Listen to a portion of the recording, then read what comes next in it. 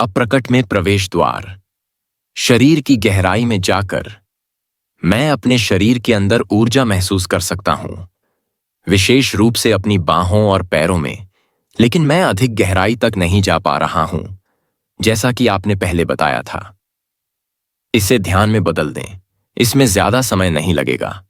10 से 15 मिनट का समय पर्याप्त होना चाहिए। सबसे पहले सुनिश्चित करें कि कोई बाहरी विकर्षण न हो, जैसे कि टेलीफोन या ऐसे लोग जो आपको बाधित कर सकते हैं। कुर्सी पर बैठें लेकिन पीछे की ओर न झुकें। रीढ़ की हड्डी को सीधा रखें। ऐसा करने से आपको सतर्क रहने में मदद मिलेगी। वैकल्पिक रूप से ध्यान के लिए अपनी पसंदीदा स्थिति चुनें। सुनिश्चित करें कि शरीर आराम से हो। अपनी आंखें बंद करें। कुछ गहरी सांसें लें। महसूस करें कि आप पेट के निचले हिस्से में सांस ले रहे हैं। देखें कि प्रत्येक सांस के साथ यह कैसे फैलता और सिकुड़ता है। फिर शरीर के पूरे आंतरिक ऊर्जा क्षेत्र के बारे में जागरूक हो जाएं। इसके बारे में न सोचें, इसे महसूस करें। ऐसा करने से आप मन से चेतना को पुनः प्राप्त करते हैं। यदि आपको यह मददगार लगे तो पहले बताए गए प्रकाश दृश्य का उपयोग करें। जब आप आंतरिक शरीर को ऊर्जा के एक क्षेत्र के रूप में स्पष्ट रूप से महसूस कर सकते हैं, तो संभव हो तो किसी भी दृश्य छवि को छोड़ दें और केवल उस भावना पर ध्यान केंद्रित करें। यदि आप कर सकते हैं तो भौतिक शरीर के बारे में आपके मन में अभी भी जो भी मानसिक छवि है उसे भी छोड़ दें। तब जो कुछ बचता है वह उपस्थिति या अस्तित्व है। तो अस्तित्व का एक व्यापक भाव होता है और आंतरिक शरीर को बिना किसी सीमा के महसूस किया जाता है। फिर अपना ध्यान उस भावना में और भी गहराई से ले जाएं। उसके साथ एक हो जाएं।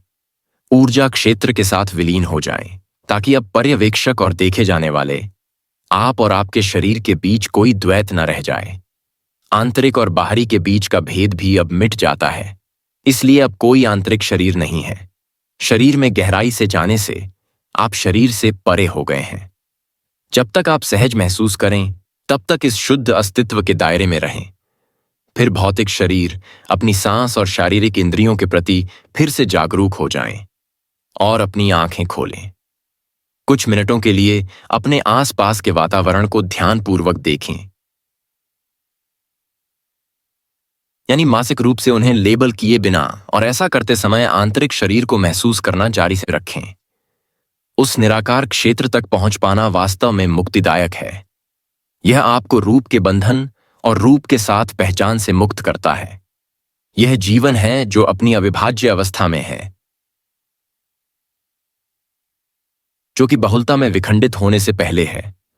हम इसे अव्यक्त, सभी चीजों का अदृश्य स्रोत, सभी प्राणियों के भीतर विद्यमान सत्ता कह सकते हैं। यह गहन शांति और स्थिरता का क्षेत्र है, लेकिन आनंद और तीव्र जीवंतता का भी। जब भी आप उपस्थित होते हैं तो आप इस स्रोत से निकलने वाले प्रकाश, शुद्ध चेतना के लिए कुछ हद तक पारदर्शी हो जाते हैं। आप यह भी महसूस करते हैं कि प्रकाश आपसे अलग नहीं है, बल्कि आपका सार है। CHI का स्रोत। क्या अप्रकट वह है जिसे पूर्व में ची कहा जाता है, जो एक प्रकार की सार्वभौमिक जीवन ऊर्जा है? नहीं, ऐसा नहीं है। अप्रकट ची का स्रोत है। ची आपके शरीर का आंतरिक ऊर्जा क्षेत्र है। यह बाहरी आप और स्रोत के बीच का पुल है। यह प्रकट रूप की दुनिया और अप्रकट के बीच में स्थित है। ची की तुलना नदी या ऊर्जा धारा से की जा सकती है। यदि आप अपनी चेतना का ध्यान आंतरिक शरीर में गहराई से लगाते हैं, तो आप इस नदी के मार्ग को उसके स्रोत तक वापस ले जा रहे हैं। ची गति है, अप्रकट स्थिरता है। जब आप पूर्ण स्थिरता के बिंदु पर पहुंचते हैं, जो फिर भी जीवन से जीवंत है, तो आप आंतरिक शरीर और ची से परे स्रोत तक पहुंच गए हैं। अप्रकट ची अप्रकट और भौतिक ब्रह्मांड के बीच की कड़ी है। इसलिए यदि आप अपना ध्यान आंतरिक शरीर में गहराई से ले जाते हैं, तो आप इस बिंदु, इस विलक्षणता तक पहुंच सकते हैं, जहां दुनिया अव्यक्त में विलीन हो जाती है और अव्यक्त ची की ऊर्जा धारा के रूप में आकार ले लेता है, जो तब दुनिया बन जाती है। यह जन्म और मृत्यु का बिंदु है। जब आपकी चेतना बाहर की ओर निर्देशित होती है, तो मन और दुनिया उत्पन्न होती है। जब इसे भीतर की ओर निर्देशित किया जाता है, तो यह अपने स्वयं के स्रोत को महसूस करता है और अव्यक्त में घर लौटता है। फिर जब आपकी चेतना प्रकट दुनिया में वापस आती है, तो आप उस रूप पहचान को फिर से ग्रहण करते हैं जिसे आपने अस्थायी रूप से त्याग दिया था। आपका एक नाम है, एक अतीत है, एक जीवन स्थिति है, एक भविष्य है। लेकिन एक आवश्यक मामले में आप वही व्यक्ति नहीं हैं जो आप पहले थे। आपने अपने भीतर एक वास्तविकता की झलक देखी होगी जो इस दुनिया की नहीं है। हालांकि यह इससे अलग नहीं है, ठीक वैसे ही जैसे यह आपसे अलग नहीं है। अब अपनी आध्यात्मिक साधना को इस तरह से करें, जैसे जैसे आप अपने जीवन में आगे बढ़ते हैं, अपना 100% ध्यान बाहरी दुनिया और अपने मन पर न दें। कुछ ध्यान अपने भीतर ही रखें। मैं इस बारे में पहले ही बोल चुका हूं। रोजमर्रा की गतिविधियों में व्यस्त रहते हुए भी आंतरिक शरीर को महसूस करें। खासकर जब आप रिश्तों में व्यस्त हों या जब आप प्रकृति से जुड़ रहे हों, इसके अंदर की गहराई में शांति को महसूस करें। द्वार खुला रखें। अपने पूरे जीवन में अप्रकट के प्रति सचेत रहना काफी संभव है। आप इसे पृष्ठभूमि में कहीं गहरी शांति की भावना के रूप में महसूस करते हैं, एक ऐसी शांति जो आपको कभी नहीं छोड़ती। चाहे यहां कुछ भी हो, आप अप्रकट और व्यक्त के बीच, ईश्वर और दुनिया के बीच एक सेतु बन जाते हैं। यह स्रोत के साथ जुड़ाव की वह अवस्था है जिसे हम आत्मज्ञान कहते हैं। ऐसा मत सोचिए कि अव्यक्त व्यक्त से अलग है। ऐसा कैसे हो सकता है? यह हर रूप में जीवन है। जो कुछ भी मौजूद है उसका आंतरिक सार है। यह इस दुनिया में व्याप्त है। मैं समझाता हूं। स्वप्नहीन नींद। जब आप गहरी स्वप्नहीन नींद की अवस्था में प्रवेश करते हैं तो आप हर रात अव्यक्त की यात्रा करते हैं। आप स्रोत के साथ विलीन हो जाते हैं। आप उससे वह महत्वपूर्ण ऊर्जा प्राप्त करते हैं जो आपको कुछ समय तक बनाए रखती है जब आप प्रकट, अलग अलग रूपों की दुनिया में लौटते हैं। यह ऊर्जा भोजन से कहीं अधिक महत्वपूर्ण है। मनुष्य केवल रोटी से जीवित नहीं रहता, लेकिन स्वप्नहीन नींद में आप सचेत रूप से उसमें नहीं जाते हैं। हालांकि शारीरिक कार्य अभी भी चल रहे हैं, आप अब उस अवस्था में मौजूद नहीं हैं। क्या आप कल्पना कर सकते हैं कि पूर्ण चेतना के साथ स्वप्नहीन नींद में जाना कैसा होगा? इसकी कल्पना करना असंभव है, क्योंकि उस अवस्था में कोई विषय वस्तु नहीं होती है। अव्यक्त आपको तब तक मुक्त नहीं करता जब तक आप सचेत रूप से उसमें प्रवेश नहीं करते। इसीलिए जीसस ने यह नहीं कहा, सत्य आपको मुक्त करेगा, बल्कि उन्होंने कहा, तुम सत्य को जानोगे, ज्ञानोगे और सत्य तुम्हें मुक्त करेगा। यह कोई वैचारिक सत्य नहीं है। यह रूप से परे शाश्वत जीवन का सत्य है, जिसे प्रत्यक्ष रूप से जाना जाता है या बिल्कुल भी नहीं। लेकिन स्वप्नहीन नींद में सचेत रहने का प्रयास न करें। यह बहुत कम संभावना है कि आप सफल होंगे। अधिक से अधिक आप स्वप्न अवस्था के दौरान सचेत रह सकते हैं, लेकिन उसके बाद नहीं। इसे स्पष्ट स्वप्न कहा जाता है, जो दिलचस्प और आकर्षक हो सकता है, लेकिन यह मुक्तिदायक नहीं है। इसलिए अपने आंतरिक शरीर को एक द्वार के रूप में उपयोग करें जिसके माध्यम से आप अव्यक्त में प्रवेश करते हैं, और उस द्वार को खुला रखें ताकि आप स्रोत से हमेशा जुड़े रहें। समय। जहां तक आंतरिक शरीर का सवाल है, इससे कोई फर्क नहीं पड़ता कि आपका बाहरी भौतिक शरीर बूढ़ा है या जवान, कमजोर है या मजबूत। आंतरिक शरीर कालातीत है। अगर आप अभी भी आंतरिक शरीर को महसूस करने में सक्षम नहीं हैं, तो दूसरे पोर्टल में से किसी एक का उपयोग करें। हालांकि आखिरकार वे सभी एक ही हैं। कुछ के बारे में मैंने पहले ही विस्तार से बात की है, लेकिन मैं यहां फिर से उनका संक्षेप में उल्लेख करूंगा। अन्य पोर्टल अभी को मुख्य द्वार के रूप में देखा जा सकता है। यह हर दूसरे द्वार का एक अनिवार्य पहलू है, जिसमें आंतरिक शरीर भी शामिल है। अभी में पूरी तरह मौजूद हुए बिना आप अपने शरीर में नहीं रह सकते। समय और व्यक्त एक दूसरे से उतने ही अभिन्न रूप से जुड़े हुए हैं जितने कि कालातीत अब भी और अव्यक्त। जब आप गहन वर्तमान क्षण जागरूकता के माध्यम से मनोवैज्ञानिक समय को भंग करते हैं, तो आप प्रत्यक्ष और अप्रत्यक्ष रूप से अव्यक्त के प्रति सचेत हो जाते हैं। प्रत्यक्ष रूप से आप इसे अपनी सचेत उपस्थिति की चमक और शक्ति के रूप में महसूस करते हैं। कोई विषय वस्तु नहीं, केवल उपस्थिति। अप्रत्यक्ष रूप से आप संवेदी क्षेत्र में और उसके माध्यम से अव्यक्त के प्रति सचेत होते हैं। दूसरे शब्दों में, आप हर प्राणी, हर फूल, हर पत्थर में ईश्वर सार को महसूस करते हैं, और आप महसूस करते हैं जो कुछ भी है वह पवित्र है। यही कारण है कि यीशु पूरी तरह से अपने सार या मसीह पहचान से बोलते हुए थॉमस के सुसमाचार में कहते हैं, लकड़ी का एक टुकड़ा तोड़ो, मैं वहां हूं। उठाओ एक पत्थर उठाओ और तुम मुझे वहां पाओगे। अव्यक्त में एक और द्वार सोच की समाप्ति के माध्यम से बनाया जाता है। यह एक बहुत ही सरल चीज से शुरू हो सकता है, जैसे कि एक सचेत सांस लेना या गहन सतर्कता की स्थिति में एक फूल को देखना ताकि कोई भी चीज दिखाई न दे। मानसिक टिप्पणी उसी समय चल रही है। विचारों की निरंतर धारा में अंतराल बनाने के कई तरीके हैं। ध्यान इसी के बारे में है। विचार प्रकट के दायरे का हिस्सा है। निरंतर मन की गतिविधि आपको रूप की दुनिया में कैद रखती है और एक अपारदर्शी पर्दा बन जाती है जो आपको अव्यक्त के प्रति सचेत होने से रोकती है। अपने आप में और सभी चीजों और सभी प्राणियों में निराकार और कालातीत ईश्वर सार के प्रति सचेत होने से रोकती है। जब आप तीव्रता से मौजूद होते हैं तो आपको सोच के रुकने के बारे में चिंतित होने की जरूरत नहीं होती है, बेशक, क्योंकि तब मन अपने आप रुक जाता है। इसलिए मैंने कहा कि अब हर दूसरे पोर्टल का एक अनिवार्य पहलू है। मानसिक भावनात्मक प्रतिरोध को त्यागना भी अव्यक्त में प्रवेश का द्वार बन जाता है। इसका कारण सरल है।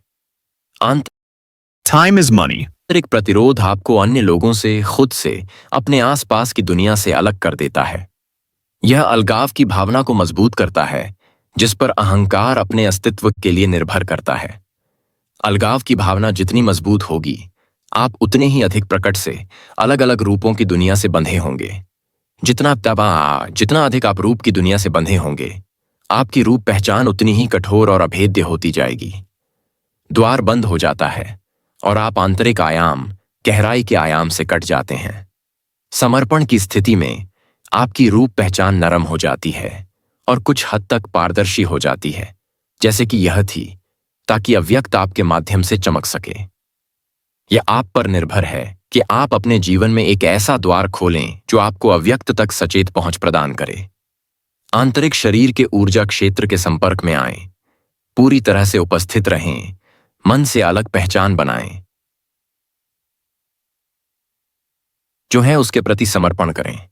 ये सभी द्वार हैं जिनका आप उपयोग कर सकते हैं, लेकिन आपको केवल एक का उपयोग करने की आवश्यकता है। निश्चित रूप से प्रेम भी उन द्वारों में से एक होगा। नहीं, ऐसा नहीं है। जैसे ही कोई द्वार खुलता है, प्रेम बासी अंदर एकता की भावना साक्षात्कार के रूप में मौजूद होता है। प्रेम कोई द्वार नहीं है, यह वह है जो द्वार के माध्यम से इस दुनिया में आता है। जब तक आप अपनी रूप पहचान में पूरी तरह से फंसे हुए हैं, तब तक प्रेम नहीं हो सकता। आपका काम प्रेम की खोज करना नहीं है, बल्कि ऐसा द्वार खोजना है जिसके माध्यम से प्रेम प्रवेश कर सके। मौन। क्या आपने अभी जिन पोर्टलों का उल्लेख किया है, उनके अलावा भी कोई अन्य पोर्टल हैं? हाँ, हैं। अव्यक्त प्रकट से अलग नहीं है। यह इस दुनिया में व्याप्त है, लेकिन यह इतनी अच्छी तरह से छिपा हुआ है कि लगभग हर कोई इसे पूरी तरह से अनदेखा कर देता है। अगर आपको पता है कि कहां देखना है, तो आप इसे हर जगह पाएंगे। हर पल एक द्वार खुलता है। क्या आपको दूर से कुत्ते के भौंकने की आवाज सुनाई देती है, या पास से गुजरती हुई कार की आवाज? ध्यान से सुनिए। क्या आप उसमें अव्यक्त की उपस्थिति को महसूस कर सकते हैं? नहीं कर सकते। उसे उस मौन में खोजें जहां से आवाजें आती हैं और जिसमें वे वापस लौट जाती हैं। आवाजों की तुलना में मौन पर ज्यादा ध्यान दें। बाहरी मौन पर ध्यान देने से आंतरिक मौन पैदा होता है। मन शांत हो जाता है। एक द्वार खुल रहा है। हर ध्वनि मौन से पैदा होती है, मौन में ही समाप्त हो जाती है और अपने जीवन काल में मौन से घिरी रहती है। मौन ध्वनि को अस्तित्व में लाने में सक्षम बनाता है। यह हर ध्वनि, हर संगीत नोट, हर गीत, हर शब्द का एक अंतर्निहित लेकिन अप्रकट हिस्सा है। अप्रकट इस दुनिया में मौन के रूप में मौजूद है। इसीलिए कहा गया है कि इस दुनिया में मौन से बढ़कर ईश्वर जैसा कुछ भी नहीं है। आपको बस इतना करना है, इस पर ध्यान दें। बातचीत के दौरान भी शब्दों के बीच के अंतराल, वाक्यों के बीच के संक्षिप्त मौन अंतराल के प्रति सचेत रहें। जब आप ऐसा करेंगे तो आपके भीतर स्थिरता का आयाम बढ़ेगा। आप मौन पर ध्यान नहीं दे सकते जब तक कि आप भीतर स्थिर न हो जाएं। बाहर मौन, भीतर स्थिरता। आप अव्यक्त में प्रवेश कर चुके हैं। अंतरिक्ष।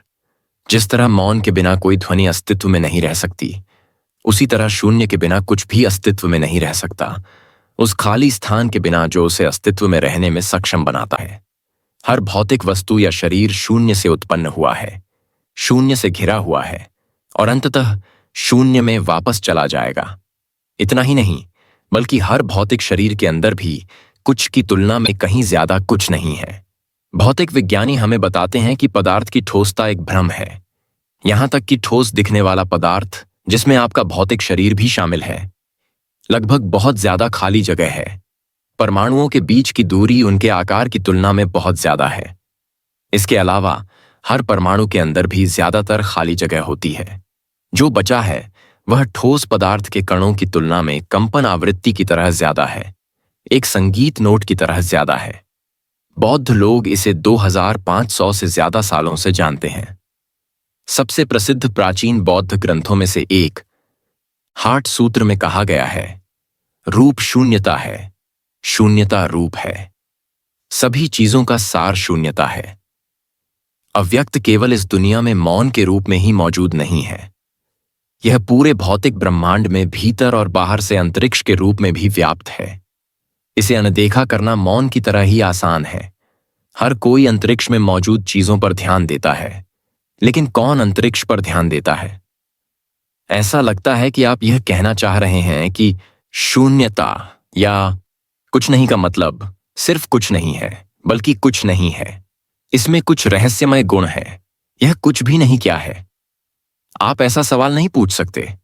आपका दिमाग कुछ नहीं को कुछ बनाने की कोशिश कर रहा है। जिस क्षण आप इसे कुछ बनाते हैं, आप इसे खो देते हैं। कुछ नहीं अंतरिक्ष एक इंद्रिय अनुभूत दुनिया में एक बाहरी घटना के रूप में अव्यक्त की उपस्थिति है। इसके बारे में इतना ही कहा जा सकता है, और यह भी एक तरह का विरोधाभास है। यह ज्ञान की वस्तु नहीं बन सकता। आप किसने का पीएचडी नहीं कर सकते। जब वैज्ञानिक अंतरिक्ष का अध्ययन करते हैं तो वे आमतौर पर इसे कुछ बना देते हैं और इस तरह इसका सार पूरी तरह से खो देते हैं। आश्चर्य की बात नहीं है। नवीनतम सिद्धांत यह है कि अंतरिक्ष बिल्कुल भी खाली नहीं है, यह किसी पदार्थ से भरा हुआ है। एक बार जब आपके पास एक सिद्धांत होता है तो इसे प्रमाणित करने के लिए सबूत ढूंढना बहुत मुश्किल नहीं होता है, कम से कम तब तक जब तक कोई अन्य सिद्धांत सामने ना आ जाए। कुछ भी नहीं आपके लिए अव्यक्त में प्रवेश का द्वार तभी बन सकता है जब आप उसे समझने या समझने का प्रयास नहीं करते। क्या हम यहां यही नहीं कर रहे हैं? बिल्कुल नहीं। मैं आपको यह दिखाने के लिए संकेत दे रहा हूं कि आप अपने जीवन में अव्यक्त के आयाम को कैसे ला सकते हैं। हम इसे समझने की कोशिश नहीं कर रहे हैं। समझने के लिए कुछ भी नहीं है। अंतरिक्ष का कोई अस्तित्व नहीं है। अस्तित्व में होना का शाब्दिक अर्थ है बाहर खड़ा होना। आप अंतरिक्ष को नहीं समझ सकते क्योंकि यह बाहर खड़ा नहीं है। हालांकि अपने आप में इसका कोई अस्तित्व नहीं है, लेकिन यह बाकी सबको अस्तित्व में रहने में सक्षम बनाता है। मौन का भी कोई अस्तित्व नहीं है, न ही अव्यक्त का। तो क्या होगा अगर आप अंतरिक्ष में मौजूद वस्तुओं से ध्यान हटा लें और अंतरिक्ष के प्रति जागरूक हो जाएं? इस कमरे का सार क्या है? फर्नीचर, तस्वीरें इत्यादि कमरे में हैं, लेकिन वे कमरा नहीं हैं। फर्श, दीवारें और छत कमरे की सीमा निर्धारित करते हैं, लेकिन वे भी कमरा नहीं हैं। तो कमरे का सार क्या है? अंतरिक्ष, बेशक खाली जगह। इसके बिना कोई कमरा नहीं होगा। चूंकि अंतरिक्ष कुछ नहीं है, इसलिए हम कह सकते हैं कि जो नहीं है वह उससे ज्यादा महत्वपूर्ण है वहां है। इसलिए अपने आसपास मौजूद अंतरिक्ष के प्रति जागरूक हो जाएं। इसके बारे में न सोचें, इसे महसूस करें, मानो कुछ नहीं पर ध्यान दें। जब आप ऐसा करते हैं तो आपके अंदर चेतना में बदलाव होता है। इसका कारण यह है, अंतरिक्ष में मौजूद वस्तुओं जैसे फर्नीचर, दीवारें इत्यादि के आंतरिक समतुल्य आपके मन की वस्तुएं हैं। कि विचार, भावनाएं और इंद्रियों की वस्तुएं, और अंतरिक्ष का आंतरिक समतुल्य वह चेतना है जो आपके मन की वस्तुओं को होने में सक्षम बनाती है, ठीक वैसे ही जैसे अंतरिक्ष सभी चीजों को होने देता है। इसलिए अगर आप अंतरिक्ष में मौजूद वस्तुओं से ध्यान हटाते हैं तो आप अपने मन की वस्तुओं से भी अपने आप ध्यान हटा लेते हैं। दूसरे शब्दों में, आप अंतरिक्ष के बारे में सोच नहीं सकते और न ही उसके बारे में जागरूक हो सकते हैं या फिर मौन के बारे में। अपने आसपास के खाली स्थान के बारे में जागरूक होने से आप एक साथ ही अमन के स्थान, शुद्ध चेतना के बारे में जागरूक हो जाते हैं। अप्रकट। इस तरह से अंतरिक्ष का चिंतन आपके लिए एक द्वार बन सकता है। अंतरिक्ष और मौन एक ही चीज के दो पहलू हैं, एक ही शून्य। वे एक ही हैं। आंतरिक स्थान और आंतरिक मौन का बाह्यीकरण जो शांति है, सभी अस्तित्व का असीम रचनात्मक गर्भ। अधिकांश मनुष्य इस आयाम के प्रति पूरी तरह से अचेतन हैं।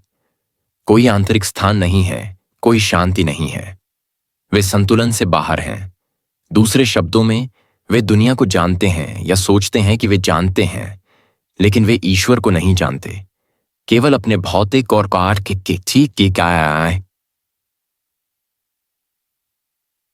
मनोवैज्ञानिक रूप, सार के प्रति अचेतन। और क्योंकि हर रूप अत्यधिक अस्थिर है, वे भय में रहते हैं। यह भय स्वयं और अन्य मनुष्यों के बारे में गहरी गलत धारणा का कारण बनता है, दुनिया के बारे में उनकी दृष्टि में विकृति। यदि कोई ब्रह्मांडीय हलचल हमारी दुनिया का अंत कर दे, तो अव्यक्त इससे पूरी तरह प्रभावित रहेगा। चमत्कारों में एक पाठ्यक्रम इस सत्य को मार्मिक ढंग से व्यक्त करता है। कुछ भी वास्तविक खतरे में नहीं पड़ सकता, कुछ भी अवास्तविक अस्तित्व में नहीं है। यहीं पर ईश्वर की शांति निहित है। यदि आप अव्यक्त के साथ सचेतन संबंध में रहते हैं, तो आप प्रकट और उसमें मौजूद हर जीवन रूप को महत्व देते हैं, प्यार करते हैं और गहराई से सम्मान देते हैं, क्योंकि यह रूप से परे एक जीवन की अभिव्यक्ति है। आप यह भी जानते हैं कि हर रूप का फिर से विलीन होना तय है और आखिरकार यहां कुछ भी इतना मायने नहीं रखता। आपने दुनिया पर विजय प्राप्त कर ली है। यीशु के शब्दों में, या जैसा कि बुद्ध ने कहा, आप दूसरे किनारे पर पहुंच गए हैं। अंतरिक्ष और समय की वास्तविक प्रकृति। अब इस पर विचार करें। यदि मौन के अलावा कुछ नहीं होता, तो यह आपके लिए अस्तित्व में नहीं होता। आप नहीं जानते कि यह क्या है। केवल ध्वनि प्रकट होने पर ही मौन अस्तित्व में आता है। इसी तरह यदि अंतरिक्ष में कोई वस्तु नहीं होती, तो यह आपके लिए अस्तित्व में नहीं होता। कल्पना करें कि आप चेतना के एक बिंदु हैं जो अंतरिक्ष की विशालता में तैर रहे हैं। कोई तारे नहीं, कोई आकाशगंगा नहीं, केवल खालीपन। अचानक अंतरिक्ष अब विशाल नहीं रह जाएगा। यह बिल्कुल भी नहीं होगा। कोई गति नहीं होगी। यहां से वहां तक कोई गति नहीं होगी। दूरी और स्थान के अस्तित्व में आने के लिए कम से कम दो संदर्भ बिंदुओं की आवश्यकता होती है। अंतरिक्ष उस क्षण अस्तित्व में आता है जब 1-2 हो जाता है और 2 के रूप में 10,000 चीजें बन जाती हैं। जैसा कि लाओ त्से ने कहा है, जब हम व्यक्त जगत को पुकारते हैं, तो अंतरिक्ष अधिकाधिक विशाल होता जाता है। इस प्रकार जगत और अंतरिक्ष एक साथ उत्पन्न होते हैं। अंतरिक्ष के बिना कुछ भी नहीं हो सकता, फिर भी अंतरिक्ष कुछ भी नहीं है। ब्रह्मांड के अस्तित्व में आने से पहले, अगर आप चाहें तो बिग बैंग से पहले, कोई विशाल खाली जगह नहीं थी जिसे भरा जा सके। कोई जगह नहीं थी, क्योंकि कोई चीज नहीं थी। केवल अव्यक्त एक था।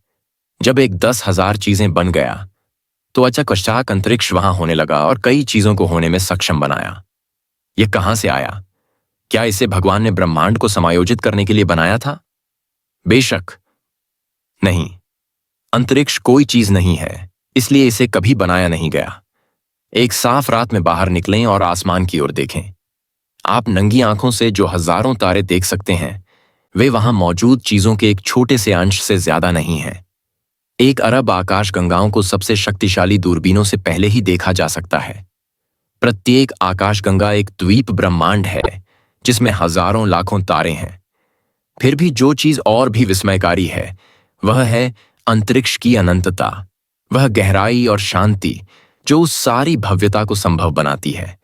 अंतरिक्ष की अकल्पनीय विशालता और शांति से ज्यादा विस्मयकारी और राजसी कुछ भी नहीं हो सकता। और फिर भी यह क्या है? खालीपन, विशाल खालीपन। हमारे मन और इंद्रियों के माध्यम से अनुभव किए जाने वाले ब्रह्मांड में जो हमें अंतरिक्ष के रूप में दिखाई देता है, वह स्वयं अप्रकट है, बाह्य रूप में।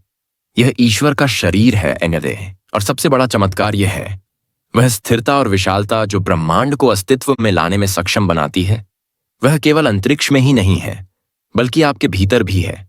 जब आप पूरी तरह से और पूरी तरह से मौजूद होते हैं तो आप इसे बिना मन के शांत आंतरिक स्थान के रूप में देखते हैं। आपके भीतर यह विस्तार में नहीं बल्कि गहराई में विशाल है। स्थानिक विस्तार अंततः अनंत गहराई की एक गलत धारणा है जो एक पारलौकिक वास्तविकता का गुण है। आइंस्टीन के अनुसार अंतरिक्ष और समय अलग अलग नहीं है। मैं वास्तव में इसे नहीं समझ पाया, लेकिन मुझे लगता है कि वह कह रहे हैं कि समय अंतरिक्ष का चौथा आयाम है। वह इसे स्पेस टाइम सातत्य कहते हैं। हाँ, आप जो बाहरी रूप से स्थान और समय के रूप में अनुभव करते हैं वह अंततः भ्रामक है, लेकिन उनमें सत्य का एक सार निहित है। वे ईश्वर के दो आवश्यक गुण हैं, अनंत और शाश्वतता, जिन्हें इस तरह से अनुभव किया जाता है जैसे कि वे आपके बाहर एक बाहरी अस्तित्व रखते हों। आपके भीतर स्थान और समय दोनों का एक आंतरिक समतुल्य है जो उनके वास्तविक स्वरूप को प्रकट करता है, साथ ही साथ आपका भी। जबकि स्थान मन का शांत असीम रूप से गहरा क्षेत्र है, समय का आंतरिक समतुल्य उपस्थिति है, शाश्वत अभी का बोध। याद रखें कि उनके बीच कोई अंतर नहीं है। जब स्थान और समय को अव्यक्त मन और उपस्थिति के रूप में भीतर महसूस किया जाता है तो बाहरी स्थान और समय आपके लिए मौजूद रहते हैं, लेकिन वे बहुत कम महत्वपूर्ण हो जाते हैं। दुनिया भी आपके लिए मौजूद रहती है, लेकिन यह आपको अब और नहीं बांधेगी। इसलिए दुनिया का अंतिम उद्देश्य दुनिया के भीतर नहीं बल्कि दुनिया से परे जाने में निहित है। जिस तरह अगर अंतरिक्ष में कोई वस्तु ना हो तो आप अंतरिक्ष के बारे में सचेत नहीं होंगे, उसी तरह अव्यक्त को साकार करने के लिए दुनिया की जरूरत है। आपने बौद्ध कहावत सुनी होगी, अगर कोई भ्रम न हो तो कोई ज्ञानोदय नहीं होगा। दुनिया के जरिए और अंततः आपके जरिए ही अव्यक्त खुद को जानता है। आप ब्रह्मांड के दिव्य उद्देश्य को प्रकट करने में सक्षम बनाने के लिए यहां हैं। आप इतने महत्वपूर्ण हैं। सचेतन मृत्यु, स्वप्नहीन नींद के अलावा, जिसका उल्लेख मैंने पहले ही किया है, एक और भी है, अनैच्छिक पोर्टल। यह शारीरिक मृत्यु के समय थोड़े समय के लिए खुलता है। भले ही आपने अपने जीवन काल में आध्यात्मिक प्राप्ति के सभी अन्य अवसरों को खो दिया हो, लेकिन शरीर के मरने के तुरंत बाद आपके लिए एक आखिरी पोर्टल खुल जाएगा। ऐसे अनगिनत लोग हैं जिन्होंने इस पोर्टल को एक चमकदार रोशनी के रूप में देखा और फिर एक ऐसी स्थिति से वापस लौटे जिसे आमतौर पर मृत्यु के निकट अनुभव के रूप में जाना जाता है। उनमें से कई ने आनंदमय शांति और गहरी शांति की भावना के बारे में भी बताया। तिब्बती बुक ऑफ द डेड में इसे शून्यता के रंगहीन प्रकाश की चमकदार चमक के रूप में वर्णित किया गया है, जिसे आपका अपना सच्चा स्व कहा जाता है। यह पोर्टल बहुत ही कम समय के लिए खुलता है और जब तक आप अपने जीवन काल में अप्रकट आयाम का सामना नहीं कर लेते, तब तक आप इसे देखने से चूक सकते हैं। अधिकांश लोग बहुत अधिक अवशिष्ट प्रतिरोध, बहुत अधिक भय, संवेदी अनुभव के प्रति बहुत अधिक लगाव, प्रकट दुनिया के साथ बहुत अधिक पहचान रखते हैं। इसलिए वे पोर्टल देखते हैं, डर से दूर हो जाते हैं और फिर होश खो देते हैं। उसके बाद जो कुछ भी होता है वह अनैच्छिक और स्वचालित होता है। अंततः जन्म और मृत्यु का एक और दौर होगा। उनकी उपस्थिति अभी भी सचेत अमरता के लिए पर्याप्त मजबूत नहीं थी। तो क्या इस पोर्टल से गुजरने का मतलब विनाश नहीं है? अन्य सभी द्वारों की तरह आपका उज्ज्वल सच्चा स्वभाव तो बना रहता है, लेकिन व्यक्तित्व नहीं। किसी भी मामले में आपके व्यक्तित्व में जो कुछ भी वास्तविक या सच्चा मूल्य है वह आपकी सच्ची प्रकृति है जो चमकती है। यह कभी नहीं खोता। कोई भी मूल्यवान चीज, कोई भी वास्तविक चीज कभी नहीं खोती। मृत्यु के निकट पहुंचना और स्वयं मृत्यु, भौतिक रूप का विलयन, आध्यात्मिक अनुभूति के लिए यह हमेशा एक बेहतरीन अवसर होता है। यह अवसर अधिकांश समय दुखद रूप से छूट जाता है, क्योंकि हम एक ऐसी संस्कृति में रहते हैं जो मृत्यु के बारे में लगभग पूरी तरह से अनभिज्ञ है। क्योंकि यह किसी भी ऐसी चीज के बारे में लगभग पूरी तरह से अनभिज्ञ है जो वास्तव में मायने रखती है। हर द्वार मृत्यु का द्वार है, झूठे आत्म की मृत्यु। जब आप इससे गुजरते हैं तो आप अपने मनोवैज्ञानिक, मन निर्मित रूप से अपनी पहचान प्राप्त करना बंद कर देते हैं। तब आपको एहसास होता है कि मृत्यु एक भ्रम है, ठीक वैसे ही जैसे रूप के साथ आपकी पहचान एक भ्रम थी। भ्रम का अंत तभी तक दर्दनाक है जब तक आप भ्रम से चिपके रहते।